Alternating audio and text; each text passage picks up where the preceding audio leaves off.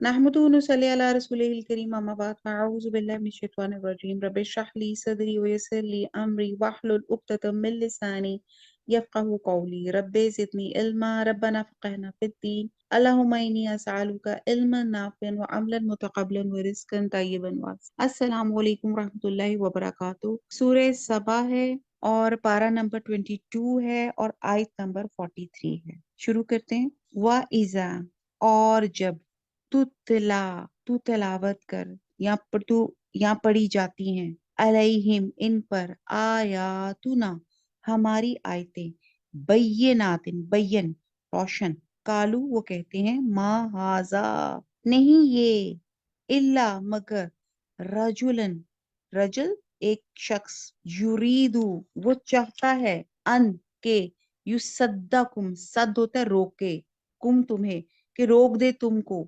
अम्मा, उस चीज से, या उन चीजों से जिनको काना थे, या अबुदू, अबद से है, ये थे अबादत करते, आबाउकुम, तुम्हारे बाप दादा, वकालू, और वो कहते हैं, मा हाजा, नहीं ये, हाजा जो है ये इसका मतलब है दिस, इल्ला, मगर, इफ्कुन, इफ्क, और किज़ब, कज़्ब जो होता है ये झूठ को कहते हैं, मगर एक झूठ, मुफ्तरन, मुफ्तरन, बनाया गया, जिसको कहते हैं झूठ गढ़ा हुआ, वकाला, और कहा, अल्लजीना, जिन लोगों ने, कफरू, जिन्होंने कुफर किया था, लिल हक की, हक के, हक को, लम्मा, जब, जाअहुम, आया उनके पास, इन, नहीं, हाजा, ये, इल्ला, मगर, सेहरुन, जादू, मुबीन, कुल्लम कुल्ला। अब आयत नंबर 43 का बामुहावरा देख लेते हैं। और जब इनको हमारी रोशन आयतें पढ़कर सुनाई जाती हैं तो कहते हैं ये एक ऐसा शख्स है जो चाहता है कि जिन चीजों को तुम्हारे बाप दादा प्रस्तिश किया करते थे इनसे तुमको रोक दे। और ये भी कहता है कि ये कुरान महज झूठ है जो अपनी तरफ से बना लिया गया है। काफरों के पास जब हक आ गया तो इसके बारे में कहने लगे ये तो सही जादू है। अच्छा जी, अब ये 43 में अल्लाह सुब्हाना ताला यहाँ फरमा रहे हैं कि जब कुरान में इतनी तासीर थी, कुरान इतना मिराकुलस था कि इसको सुनने पढ़ते वक्त आपको खुद एक डिफरेंट सी तासीर महसूस होती है। तो कहा जाता है कि जब ये पढ़ते थे ना, कि जब इनको हमारी रोशन आयतें पढ़कर सुनाई जाती थी तो कहते थे एक ऐसा शख्स है कि वो, यानी कि वो उस रेसिटेशन से उससे इतने इम्प्रेस हो जाते थे कि वो उस तरफ माइल हो जाते थे।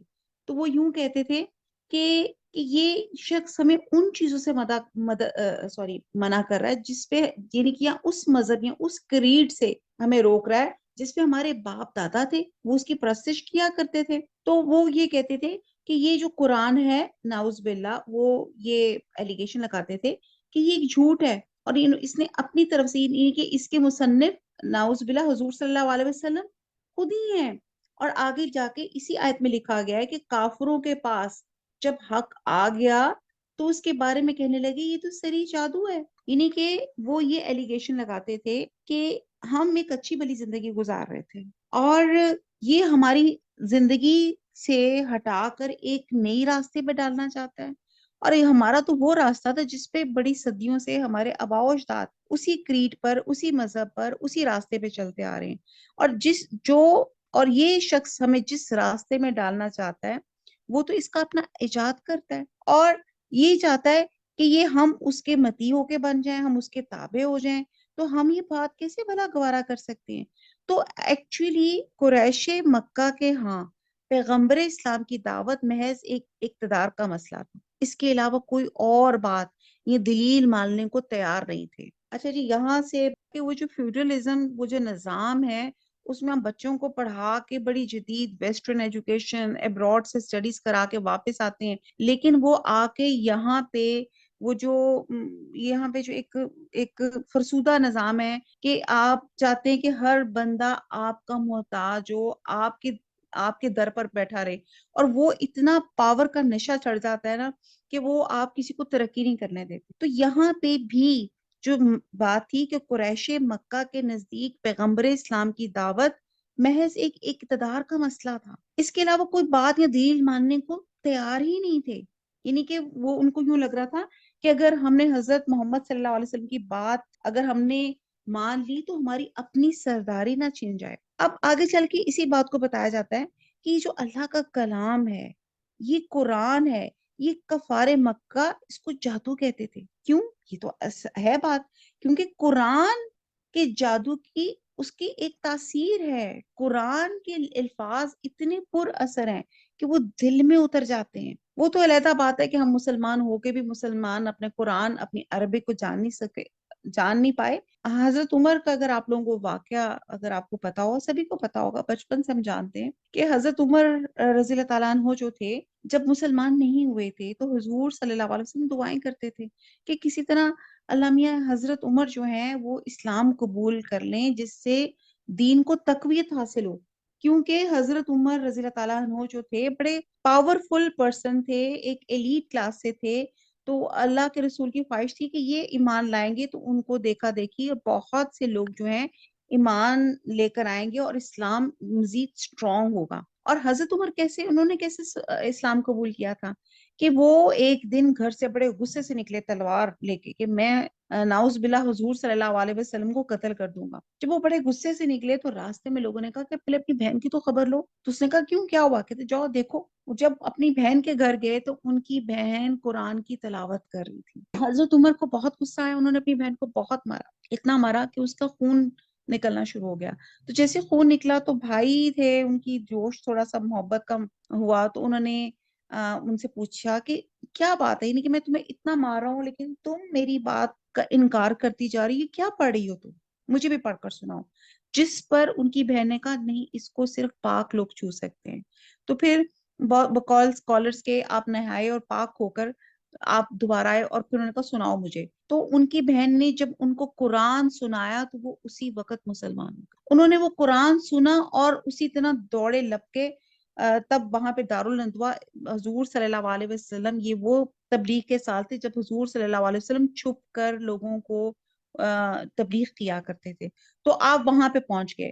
جب آپ ادھر اس گھر میں پہنچے جہاں پہ وہ لوگ سب میٹنگز کرتے تھے قرآن اسلام کے سلسلے میں، تو اور لوگوں کو خبر پہنچ گئی کہ بھی حضرت عمر جو تھے بڑے غصے سے گھر سے نکلے تھے، تو اور وہ سیدھا حضور صلی اللہ علیہ وسلم کی خدمت میں حاضر ہوئے.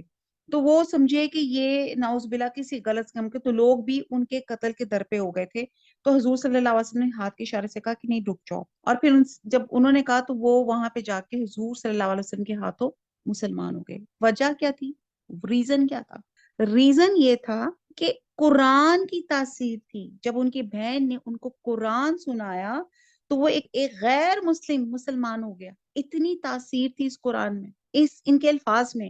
ہم تو مسلمان ہو کے بھی مسلمان، اس کو کہتے ہیں نا کانشیس مسلمان نہیں ہوتے. یہ قرآن سن کے ہمارے رونگٹے نہیں کھڑے ہوتے.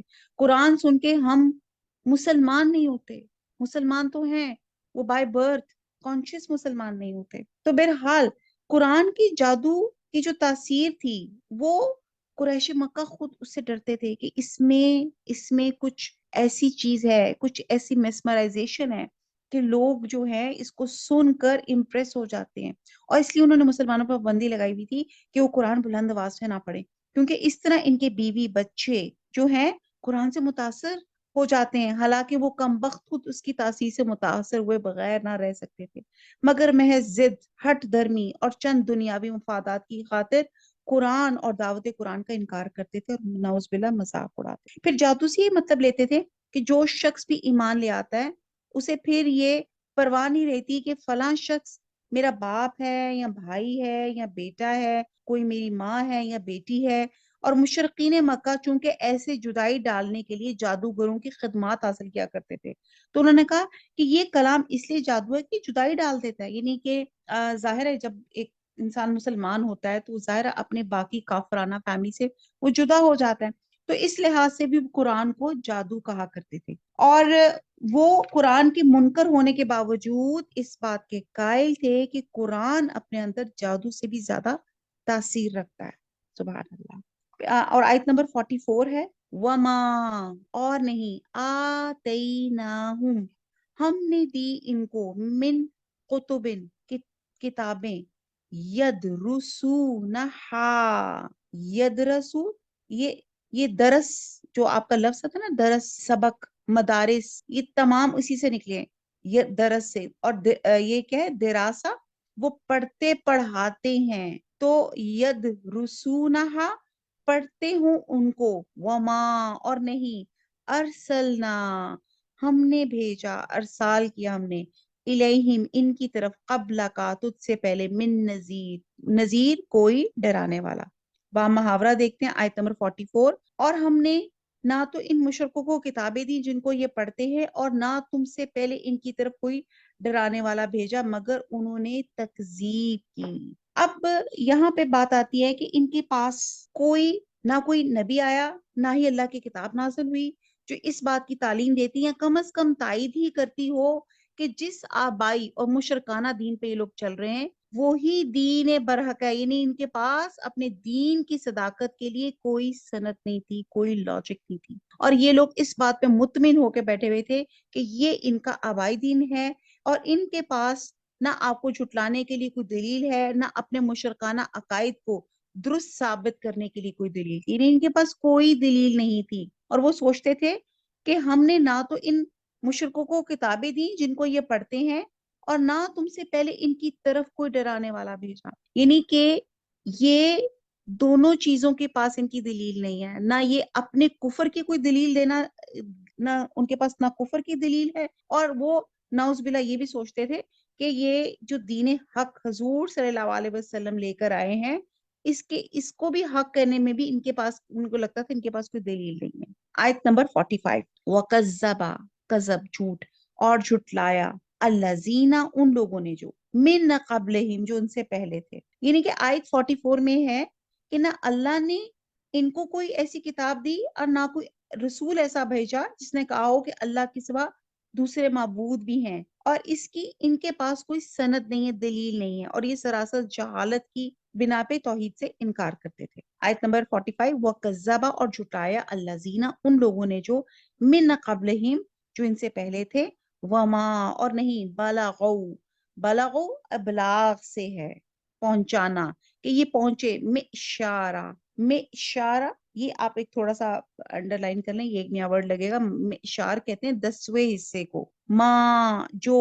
آتیناہم، دی ہم نے ان کو. فکذبوا، تو جھٹلایا انہوں نے. رسولی، میرے رسولوں کو. فکیفا، پس کیسا. کانا، تھا. ہوا. نکیر، میرا عذاب. با محاورہ دیکھتے ہیں آیت نمبر 45. اور جو لوگ ان سے پہلے تھے انہوں نے تکذیب کی تھی، اور جو کچھ ہم نے ان کو دیا تھا یہ اس کے 10ویں حصے کو بھی نہیں پہنچتے، تو انہوں نے میرے پیغمبروں کو جھٹلایا، سو میرا عذاب کیسا ہوا. اللہ یہاں پہ سوال کر رہے ہیں. یعنی کہ جتنی سابقہ قومیں تھیں جو تباہ ہو چکی ہیں، ہم نے قرآن میں بھی پڑھا، تمام ان کے قصے پڑھے. یہ قریش مکہ سے قد و قامت، ڈیل ڈول، قوت، مال، دولت، عیش فراوانی ہر لحاظ سے بہت زیادہ تھی، بلکہ ان کی تو عمریں، جو ایوریج عمر تھی وہ بھی بہت زیادہ تھی. تو یہ قریش مکہ تو ان کے مقابلے میں 10واں حصہ بھی نہیں ہے. ہم نے کیسے پڑھا تھا وہ قوم سمود، قوم عاد، چٹانوں کو، پہاڑوں کو کھود کھود کر وہ گھر بنایا کرتے تھے. یہ اتنی پاورفل قوم تھی، لیکن کیا ہوا جب انہوں نے اللہ کی نافرمانی کی، ایسا عذاب آیا کہ ایسے ان کی لاشیں گری پڑی ہوئی تھی. تو یہاں بتایا جا رہا ہے، قریش مکہ کو بتایا جا رہا ہے کہ وہ جو پچھلی قومیں تھیں وہ تو تم اس کا 10واں حصہ بھی نہیں ہو. پھر جب ان اقوام نے ہمارے رسولوں کی تکذیب کی تو انہیں قوت اور سطوت کے باوجود تباہ و برباد کر کے رکھ دیا. تو آخر یہ لوگ کس کھیت کی مولیاں ہیں جو ہماری گرفت سے بچ سکیں؟ تو اللہ تعالیٰ یہاں پہ ان کی ہسٹری ریمائنڈ کروا کے بتا رہے ہیں کہ پہلے لوگ آپ سے بھی زیادہ طاقتور تھے، لیکن جب انہوں نے نافرمانی کی تو ان کو عذاب سے یا ہلاکت سے دنیا کی کوئی چیز اور دنیا کی کوئی قوت ان کو روک نہیں سکی. تو اگر آج میں اور آپ بھی اگر اللہ کی نافرمانی کریں گے، جو عملی پوائنٹ ہمیں ملتا ہے، تو پھر ہمیں بھی عذاب سے بچانے والا سوائے اللہ کے ذات کے کوئی بھی نہیں ہوگا. تو آج میرے اور آپ کے پاس وقت ہے، مہلت کا قانون بھی ہے، ہم اللہ کے مطیع بن جائیں، فرما بردار بن جائیں. یہ جو اللہ تعالیٰ نے ہمیں امانت، یہ جو زندگی اور یہ جو ہمیں مرضی دی ہے، جو زندگی تک ہی ہے مرضی، مرنے کے بعد تو ہماری مرضی بھی ہم سے چھین لی جائے گی. تو وہ جو ہمیں اللہ تعالیٰ نے دی ہوئی ہے، کہ اس کو ہم اللہ کی اطاعت میں لگا دیں. انشاءاللہ تعالیٰ اللہ سے دعا کرتے ہیں اللہ تعالیٰ ہماری خواہشات کو اللہ تعالیٰ اپنی مرضی کے تابع کر. آمین ثم آمین. خاص طور پہ اللہ تعالیٰ ہمارے بچوں کو دین کی سمجھ بوجھ دے، انہیں نمازی بنا، ان کو پرہیزگار بنا، دین کے اعلیٰ سپاہی بنا ان کو. آمین ثم آمین. رکوع ہمارا ختم ہوتا ہے اور آیت نمبر 46 شروع ہوتی ہے. کل کہہ دو انما صرف آئزکم وہی لفظ کہاں سے نکلا ہے؟ واز سے. واز کیا ہوتا ہے؟ نصیحت کرنا. ٹھیک ہے، ایک ڈیٹیل لیکچر کو کہا جاتا ہے. آئزکم میں نصیحت کرتا ہوں تمہیں، بی واحداتن ایک ہی، ان کے، تقومو تم کھڑے ہو جاؤ، للہ اللہ کے لیے، مسنا دو دو، وفرادا وفرادا اور کیا اکیلے اکیلے. یہ آپ بے شک اس کو فرادا کو انڈر لائن کر لیں. سما پھر، تتفکرو تم اور آگے تفکر ہے، غور و فکر، تم غور کرو، ماں نہیں، بھی صاحبکم، بھی ساتھ اور صاحب، اور کم تمہارا صاحب یا تمہارے رفیق کو، من جنہ. اب یہ جنہ کیا ہے؟ لفظ جن، یہ کیا ہے؟ جیم نون نون، جنون، کہ تمہارے رفیق کو جنون، ان نہیں ہوا وہ، الا مگر، نذیر ڈرانے والا ہے، لکم تمہارے لیے، بینا یدئی، بینا درمیان، اور ید کہتے ہیں ہاتھوں کو، اور مراد ہے آگے آنے سے پہلے، عذابن عذاب، شدید سخت، یا شدید ہی کر لیں. اب اس کو با محاورہ دیکھتے ہیں آیت نمبر 45. کہہ دو میں تمہیں صرف ایک بات کی نصیحت کرتا ہوں کہ تم اللہ کے لیے دو دو اور اکیلے اکیلے کھڑے ہو جاؤ، پھر غور کرو تمہارے رفیق کو متعلق، یعنی کہ تمہارے رفیق کو جنون نہیں، وہ تم کو عذاب سخت کے آنے سے پہلے صرف ڈرانے والے ہیں. تو اب یہاں آیت نمبر 46 میں اللہ تعالیٰ نے کلیئر بتایا کہ ہمیں اپنے دلوں سے ہر قسم کے پریجوڈس سے ہمیں پاک کر لینا چاہیے، تعصب سے پاک کر لینا چاہیے. سب اکٹھے ہو کر دو دو یا چار چار مل بیٹھ کے غور و فکر کریں. آخر کیا بات ہوئی کہ جس شخص کو کل تک تم ایک دانا آدمی، ایک عقل مند آدمی سمجھتے تھے، آج آپ اس کو مجنون ٹھہرا رہے ہو. تمہارے رفیق یعنی کہ محمد صلی اللہ علیہ وسلم کو جنون نہیں، وہ تو تمہیں شدید عذاب سے خبردار کر رہے ہیں اور تمہارے ویل وشر ہیں، تمہیں سیدھے راستے میں ڈالنے کے خواہش رکھتے ہیں. اب یہاں پہ ان کو، قریش مکہ کو کہا جا رہا ہے کہ ضد اور تعصب کو چھوڑ کر پوری نیک نیتی سے یہ بات سوچو، اکیلے اکیلے بھی سوچو، دو دو یا اسے مل کے، زیادہ بھی مل کے، سر جوڑ کر اس بات پہ غور کرو. جو الزام جو آپ حضور پہ لگا رہے ہیں تو کیا درست ہے؟ اگر تم جو کچھ کہہ رہے ہو نیک نیتی سے کہہ رہے ہو، تو یہاں پہ حضور صلی اللہ علیہ وسلم بڑے سادگی سے اور بڑی عاجزی سے کہہ رہے ہیں کہ میرے بچپن سے لے کے آج تک کی زندگی سے تم خوب واقف ہو، مجھے ہی تم نے صادق اور امین کا خطاب نبوت سے پہلے نوازا، میری اس چیز کے تم قائل ہو. کیا یہ امر واقع نہیں کہ آج سے چند ہی برس پیشتر، جب یعنی کہ حضور صلی اللہ علیہ وسلم ان کو ایک واقعہ یاد کرا رہے ہیں کہ چند برس پہلے جب تعمیر کعبہ کے دوران، جب حجر اسود کے رکھنے کے سلسلے میں جب ایک مسئلہ پیدا ہوا تھا، ایک لڑائی پیدا ہوئی تھی، اور تم سب لوگوں نے مل کے خود ڈیسائیڈ کیا تھا کہ جب یہ کعبہ کی رینوویشن ہوئی تو جب یہ مسئلہ ہوا کہ اب حجر اسود کو کون رکھے گا، تو سب میں لڑائی پیدا ہوگی کہ ہم اس جنت کے پتھر کو اٹھا کے رکھیں گے. تو جس پر یہ ڈیسائیڈ ہوا کہ جو صبح صبح شخص کعبہ میں داخل ہوگا اور جو وہ کہے گا اس کا حکم مان لیا جائے گا. اور پھر جب وہ سب صبح کعبہ میں آئے تو حضور صلی اللہ علیہ وسلم آئے ہوئے تھے، تو سب نے ان جس طرح انہوں نے کہا کہ ان کی بات کو بڑی برضا رغبت کے اس کو مانا. آپ نے سجیشن دی کہ ایک چادر لائی جائے، اس پہ حجر اسود کو رکھا جائے، اور تمام سب لوگ اس کو کونوں سے چادر کو اٹھائیں، پھر مطلوبہ بلندی پہ پہنچا کے پھر حضور صلی اللہ علیہ وسلم حجر اسود کو اٹھائیں اور اس مقام پہ رکھ دیں. اور تب اس وقت سب نے، قریش مکہ نے حضور صلی اللہ علیہ وسلم کی بات کو بڑی دل سے قبول بھی کیا، بلکہ ان کی عقل مندی کی داد بھی دی، اور آج وہی لوگ، جب میں نے اللہ کی وحدانیت کی بات کی تو آپ لوگ مجھے دیوانہ کہہ رہے ہیں، اور کبھی یہ کہتے ہیں کہ میں نے نعوذ باللہ اللہ پہ جھوٹ باندھا ہے، کبھی یہ کہتے ہیں کہ میں قرآن کا مصنف خود ہوں، میں دھوکہ دے رہا ہوں۔ خدا را کچھ تو انصاف کی بات کرو، یعنی کہ کبھی آپ میرے اتنے امپریس ہوتے ہو اور ایک دم جب اللہ کی میں بات کرتا ہوں تو تب آپ کو سب چیزیں وہ بھول جاتی ہیں پچھلی۔ کیا تمہارے خیال میں حضور صلی اللہ علیہ وسلم حضور صلی اللہ علیہ وسلم فرما رہے ہیں کہ میں اس لیے دیوانہ ہوں کہ میں تمہیں یہ بتا رہا ہوں کہ جو تم طریقہ زندگی تم نے اپنایا ہوا ہے اس کے برے انجام سے ڈرو؟ اور اگر میں یہ کہتا شاباش بھائی ویری گڈ، تم لوگ سب بالکل ٹھیک جا رہے ہو، تو پھر تم کہتے ہیں ہاں اٹس اوکے بالکل ٹھیک ہے، لیکن میں تمہیں چند ٹھوس حقائق کی اطلاع تمہیں دے رہا ہوں اور تم اس وجہ سے مجھے دیوانہ کر رہے ہو۔ اور میں کیا کر رہا ہوں؟ میں تو ویل وشر ہوں، میں تمہیں عذاب سے ڈرا رہا ہوں، اس عذاب سے بچا رہا ہوں۔ اگلی آیت شروع ہوتی ہے، 47 شروع ہوتی ہے، قل کہہ دو، ماں جو، سألتکم، سألتو سوال سے ہے، میں نے سوال کیا تم سے یا میں نے مانگا ہو تم سے، من اجرن، من کوئی اجر، کوئی صلہ، کوئی بدلہ، فہوا تو وہ لکم تمہارے لیے، ان نہیں، اجریہ میرا صلہ، پہلے اجر تھا اور اب یہ اجریہ، یعنی کہ جب چھوٹی یہ لگ جاتی ہے تو پھر میرا ہو جاتا ہے، میرا صلہ، اللہ مگر، اللہ اللہ پر، وہ ہوا اور وہ اللہ پر، کل شیء ہر چیز پہ، شہید گواہ ہے۔ با محاورہ دیکھتے ہیں آیت نمبر 47، کہہ دو میں نے تم سے کچھ صلہ مانگا ہو تو وہ تمہارا، میرا صلہ اللہ کے ذمے ہے اور وہ ہر چیز سے خبردار ہے۔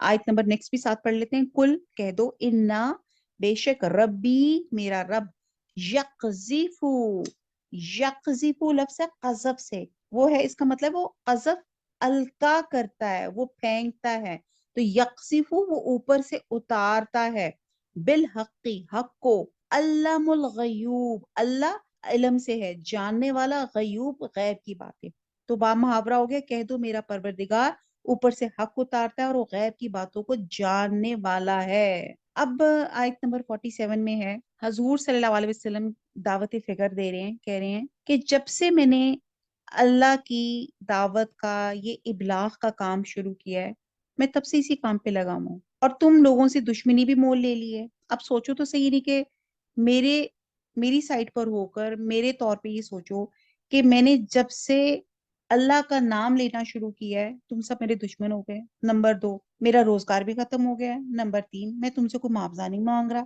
اور نہ نمبر 4، مجھے تم سے کوئی اور غرض ہے۔ تو آپ کیا سوچ سکتے ہیں کہ ایک دنیا دار یا فریب کار یا اقتدار کا بھوکا یہ کام کر سکتا ہے؟ تو ایک بے لوث خدمت ہے۔ میں آپ سے پیسے نہیں مانگ رہا، میں صرف یہ چاہتا ہوں کہ آپ سب غلط راستہ چھوڑ کر سیدھے راستے کی طرف آ جائیں، یہی میرا تم سے معاوضہ ہے اور یہی مطالبہ ہے اور یہی آپ سب لوگوں کی بھلائی ہے۔ تو اب دیکھیں کہ اللہ کے رسول کتنے پیارے ویل وشر تھے، کہتے میں تو کچھ بھی نہیں مانگتا، اور میں صرف یہ مانگتا ہوں کہ آپ لوگ اللہ سیدھے راستے پہ آ جائیں۔ وہ کہتے ہیں ان اجریہ الا علی اللہ، کہ میرا صلہ اللہ کے ذمے ہے جو ہر چیز سے خبردار ہے، جو بھی ہم سوچتے ہیں۔ پھر آیت نمبر 48 میں ہے کہ آسمان سے جو وحی نازل ہوتی ہے وہ حق ہے اور جو تمہارا طرز عمل ہے وہ باطل ہے۔ تو یہاں بتایا جا رہا ہے کہ کہہ دو کہ میرا پروردگار اوپر سے حق اتارتا ہے، یعنی کہ جو قرآن نازل کرا ہے وہ حق ہے اور وہ تمام غیب کی باتوں کا جاننے والا ہے۔ صرف اور صرف اللہ سبحانہ تعالیٰ ہے جو غیب کا علم رکھتے ہیں۔ آیت نمبر 49 اس کے ساتھ ہے، قل کہہ دو، آ گیا، الحق حق، وما اور نہ، یبدیعو لفظ نکلا ہے بدا سے، بدا ہوتا ہے پہلی بار کی کوئی چیز کی پیدائش کو، وما یبدیعو بغیر کسی نقل کے، بغیر کسی سیمپل کے، جو چیز پہلی پیدا کی جائے تو اس کو کہتے ہیں یبدیعو، اور نہ پہلی بار پیدا کر سکتا ہے، الباطل باطل، وما اور نہ یعید دوبارہ پیدا کر سکتا ہے۔ با محاورہ ہے، کہہ دو کہ حق آ چکا اور معبود باطل نہ تو پہلی بار پیدا کر سکتا ہے اور نہ دوبارہ پیدا کرے گا۔ دلیل کے ساتھ بیان کیا گیا بات کہ وہی آسمان سے نازل ہو رہی ہے اور تمہارا طرز عمل باطل ہے اور یہ حق باطل کا سر توڑ دے گا۔ اور اس کا कचूमर निकाल देगा। और बातिल को तो बलाखिर राह फरार अख्तियार करनी ही पड़ेगी और हक उस पे गालिब आके रहेगा, क्योंकि अल्लाह अल्लाह अल्लामुल गयूब है। और उसने ऐन मौके पे अल्लाह ने हुजूर सल्लल्लाहु अलैहि वसल्लम को वही देकर भेजा। वो खूब जानता है कि बातिल का सर तोड़ने के लिए यही मुनासिब मौका है। और यहाँ बातिल से बाद लोगों ने मुराद माबूद आने बातिल लिया है, यानी कि इन बातिल माबूदों ने कायनात में भला पहले कौन सी कोई चीज बनाई है कि अब दोबारा पैदा कर सकते हैं। मतलब ये है कि माबूद हकीकी नहीं है, ये माबूद कती बेअख्तियार और मजबूर हैं। और तुम लोगों ने खामखा की एक्सपेक्टेशंस लगाई हुई है। अगर बातिल को अपने मायने में लिया जाए तो बातिल को कभी इस्तकलाल नसीब नहीं होता। जिसे हम अपनी जबान में कहते हैं ना, झूठ के पाँव नहीं होते। तो किसी भी बात की जब हम तहकीक शुरू करें तो बातिल को वहां से रुखसत होना पड़ता है। और बातिल की जिद हक है, यानी कि जैसे जैसे हक आता है बातिल अस बखुद वो रुखसत होता जाता है। जैसे फतह मक्का पे हजूर सल्लल्लाहु अलैहि वसल्लम अपनी छड़ी से बुतों को गिराते जाते और साथ ये पढ़ते जाते थे, जा अल हक्कु वज़हक़ल बातिल इन्नल बातिला काना ज़हूका। तो जैसे जैसे हक आता है बातिल तो ऑटोमेटिकली वैसे वैसे वो खत्म हो जाता है और इंशाल्लाह ताला हक ही गालिब आएगा। आयत नंबर 50, कुल कह दो इन अगर जलल तू जिल कहते गुमराही को, मैं गुमराह हूं, फा इन्नमा तो बेशक, अजिल्लु मेरी गुमराही, अजिल्लु या अदिल्लु समटाइम लोग इस प्रोनाउंसिएशन से पढ़ते हैं, अला नफसी मेरी जान पर, व इन्हतदैतु और अगर मैं हदायत पर हूं, फाबिमा तो इस वजह से, यूही वही भेजता है, इलैया रब्बी मेरा रब मेरी तरफ, इन्नहु बेशक वो समीउन समात से है, सुनने वाला है, करीब करीब है। बा मुहावरा देख लें, कह दो कि अगर मैं गुमराह हूं तो मेरी गुमराही का जरूर मुझी को है, और अगर मैं हदायत पे हूं तो ये इसकी तफैल है जो मेरा परवरदिगार मेरी तरफ वही भेजता है, बेशक वो सुनने वाला और नजदीक है। यहाँ पे हुजूर सल्लल्लाहु अलैहि वसल्लम बता रहे हैं कि जो इंसान जो गुमराह होगा, यानी कि जो इंसान जो अमल करेगा उसका बदला या उसकी सजा जुजा भी उसी को मिलेगी। तो अगर नाउजुबिल्ला मैं गुमराह हूंगा तो गुमराही का नुकसान मुझे ही पहुंचेगा, और मैं अगर हदायत पर हूं तो ये हदायत भी मेरी किसी खास काबिलियत की वजह से नहीं है। ये टोटल इसका जो है क्रेडिट अल्लाह सुब्हाना ताला को जाता है कि अल्लाह ताला ने मुझे वही की, मुझे सिराते मुस्तकीम पे रखा, क्योंकि वो सुनने वाला और बहुत करीब है। तो यहाँ पे कहा जा रहा है, अल्लाह अल्लाह के रसूल फरमा रहे हैं कि मैंने ये महज एक ढोंग नहीं रचाया, अगर हो तो फिर ये कितने दिन चल सकता, क्योंकि झूठ के पाँव नहीं होते।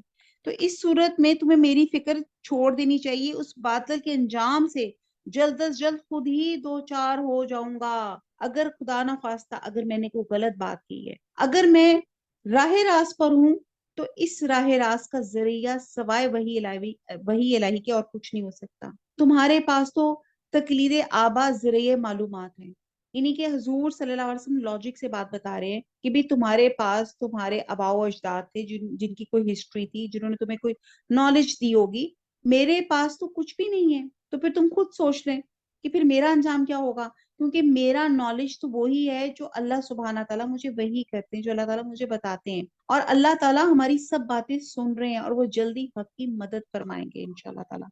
वमा अलैना इल्लल बलाग, सुब्हानका अल्लाहुम्मा व बिहम्दिका, नशहदु ला इलाहा इल्ला अंता, नस्तगफिरुका व नतूबु इलैक। वस्सलामु अलैकुम व रहमतुल्लाहि व बरकातुहू।